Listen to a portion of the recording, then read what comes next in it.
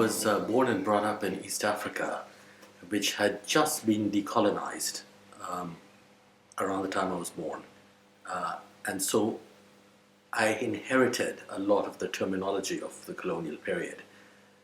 And that meant, for instance, seeing the population of the country in which I was brought up, Tanzania, as divided between Europeans, Indians, who are later known as Asians, and Africans.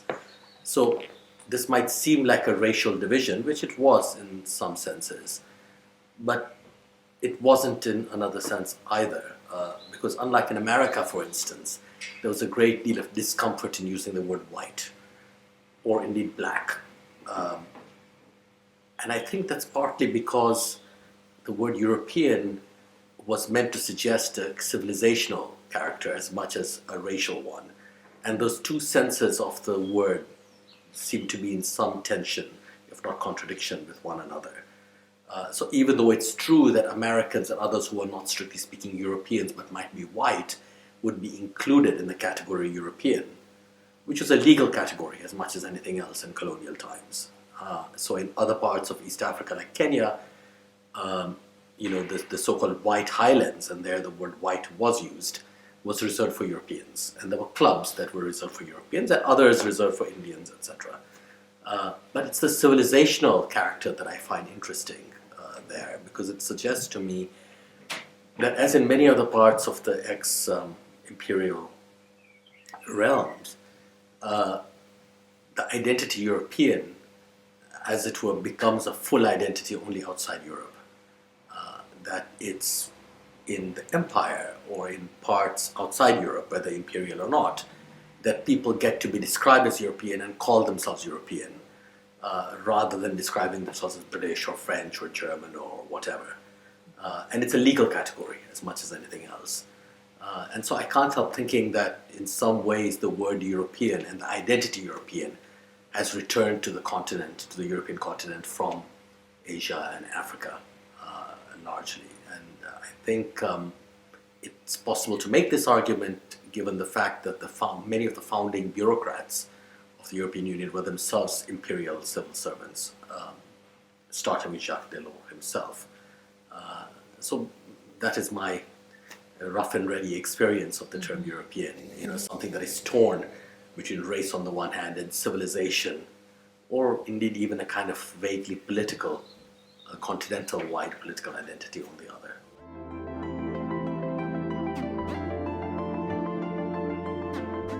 And I also grew up in the Cold War period, and my country was a very small part of it, but it had a kind of unusual status because Tanzania became socialist, which meant that we suddenly encountered Russians, Chinese. We had the two sides of the, as it were, communist world: North Koreans, East Germans, and Cubans in our everyday lives as doctors, as dentists. I had a tooth pulled by a Cuban dentist without anesthetic, for instance, and we read,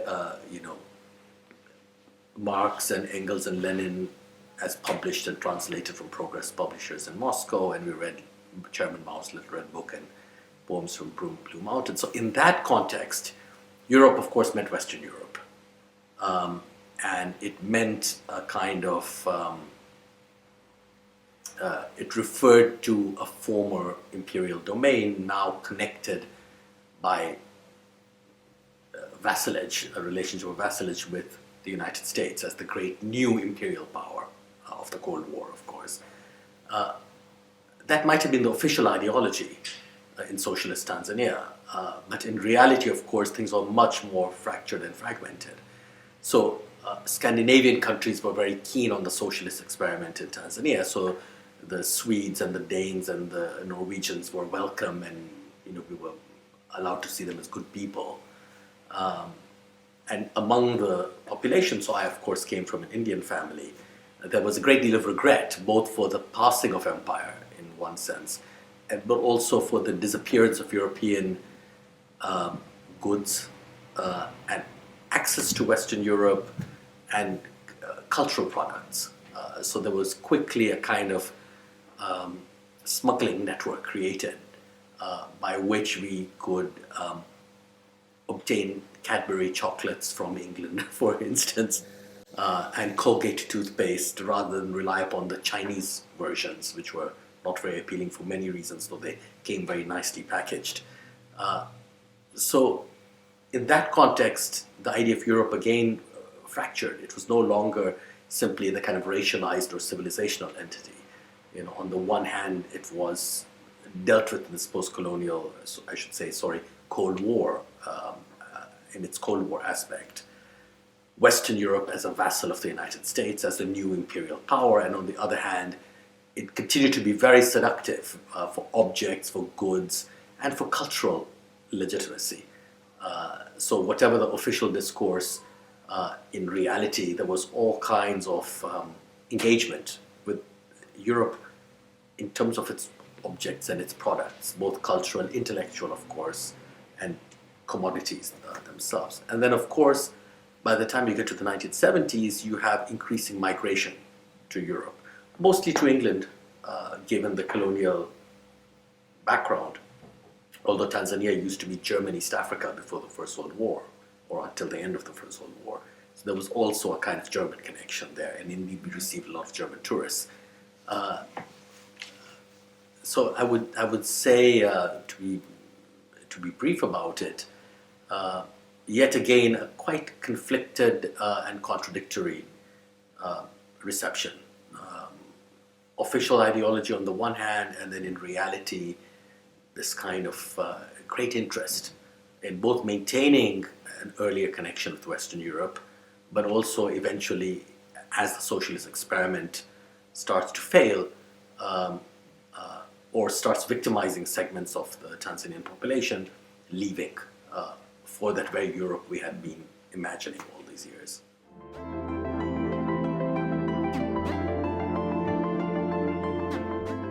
Well, by the time we get to the mid-70s, people want to go there.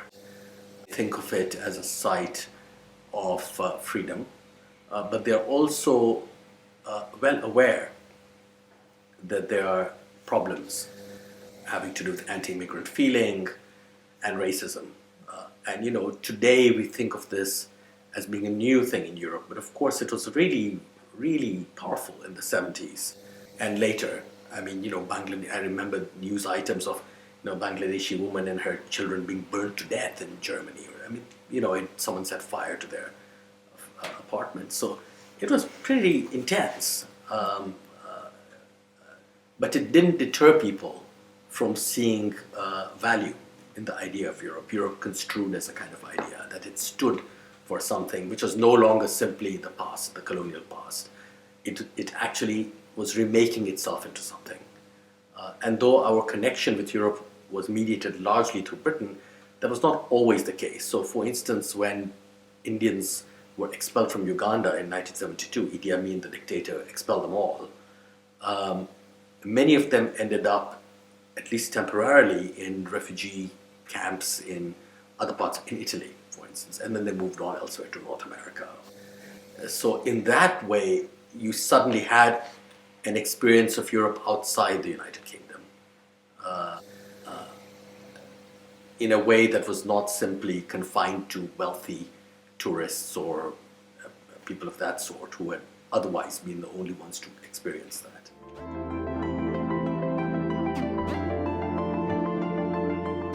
So by the time the EU comes into being, just speaking personally, my family had itself migrated when it comes to being in the as the European Union with its various affiliations and all the rest. When I was a child, we were still at the stage of the common market, etc. But by the time the European Union, as it were, achieved a degree of maturity, my family had itself migrated to North America. So then we had a quite different context in which to look upon Europe, and I myself had a quite different context. It was obviously informed by these earlier experiences and narratives. But I'm trying to think of it didn't really impinge much in North America upon either my sensibility personally or those of the people around me, apart from as a talking point, what exactly is this entity, the EU? Can it really exist as a geopolitical body?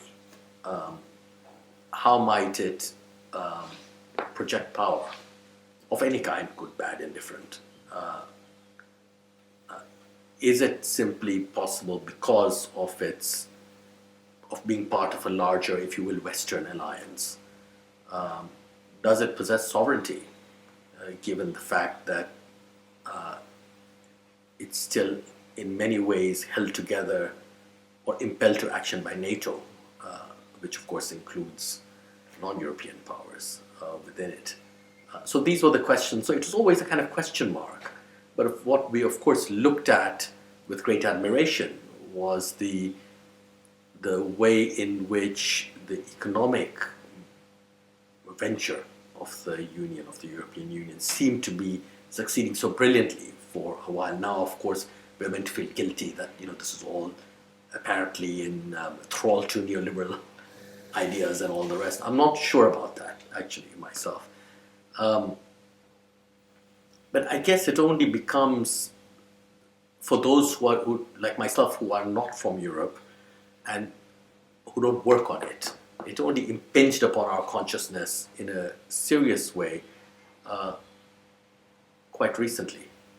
So from the time some decades ago when it became clear that referenda, long before Brexit, that referenda in France and Denmark, etc., that were meant to simply ratify various kinds of European conventions and regulations were either artificial or they were meaningless because they were just run over and over again until the right answer was achieved.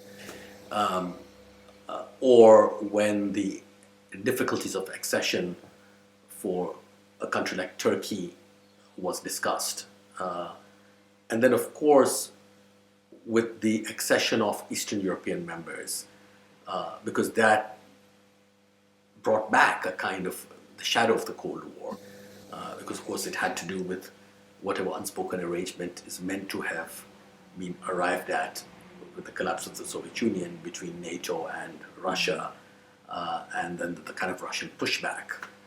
So those were the big moments, the accession of Eastern European states, the difficulties over Turkey's accession, and then internally in Western Europe itself, the kind of democratic deficit that you see with referenda, which sometimes are not pro-Europe.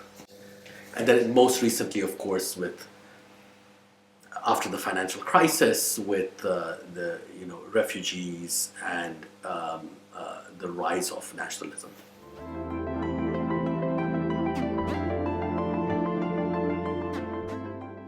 Well, I don't think you can ever just have one narrative. It's probably not a good thing. But I guess it's a question of how the different narratives can be managed and how they can coexist. And at the moment, it's unclear because obviously, well, obvious to me anyway, the anti-EU narrative is global, or I should say anti-global. It's anti-globalist. And the EU is seen as a particularly awful example of globalism or globalization. Itself, if you will, a post-Cold War phenomenon in many ways. And therefore, the European Union stands in for this whole idea, which is meant to not just suck sovereignty out of nation states and scatter people as migrants all over the world and flood the world with commodities and completely unsettle cultures. It's not just that. I guess it raises a more serious question about the possibility of world government, whether makes politics itself impossible because politics is premised upon, as a degree of, but not just a degree, upon plurality, and the rise of a technocratic class. All of these things have become cliches, of course. But what I'm uncomfortable with is that it should be Europe that somehow comes to represent all of these things. Why should it be? There's no real reason. I don't think the way in which the European Union has been constructed or the role it plays in the world is sufficient grounds to somehow have it represent or to scapegoat it as being the representative of all these apparent evils. So I think if there is a need for a new narrative, it is precisely this. It's not about defending globalism against nativism or however you wish to put it, but rather about carefully undoing the idea of the global and of kind of refashioning it and thinking about it anew rather than saying, oh, we are actually national, we do have nation states, and we are not in fact rootless people of nowhere, etc., etc. That might also be all true, but I think the point is to put much more work, conceptual work and political work, into this category, the global, which seems to be the one that both infuriates people and fills them with fear, and for which the EU stands as a representative / scapegoat.